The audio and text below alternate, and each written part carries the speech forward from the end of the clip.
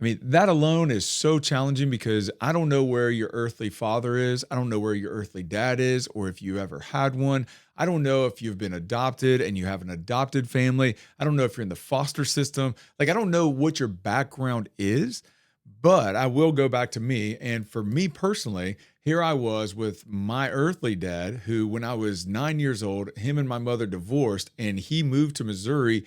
Rarely, I mean, by rarely, I mean like 3 times, maybe 4 times did he ever venture from Missouri back to Georgia to be a part of my present life in the flesh. Phone calls periodically, every few months maybe.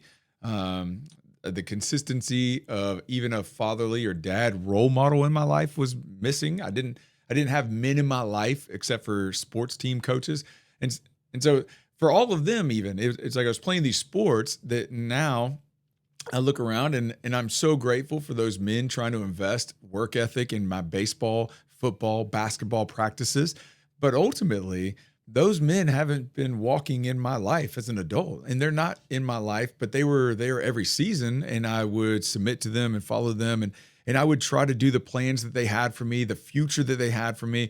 When they were trying to train me in practice to be a baseball player so that I could be on the starting lineup, it's like that, man, that was their plan for me. That was the future for me. And I followed their plan in practice and and I did it and became a really good athlete. So I could see how earthly men could have a plan and a purpose for me in sports.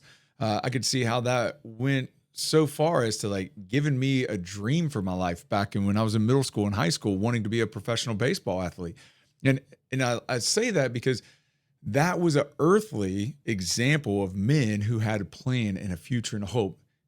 Very first meeting for the game or for the team, it's like we would get together, coach would start figuring out who can go where, who can fit where, what do we have to do to get them to be the best that they could be, to improve their skills one step or maybe 10 steps, or it didn't matter. But the coaches were looking at me with a plan and my teammates.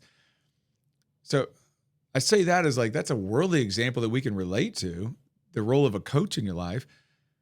But here's God, the one true, perfect, never misses a beat, never misses a thing, never fails, never lies, never falling short.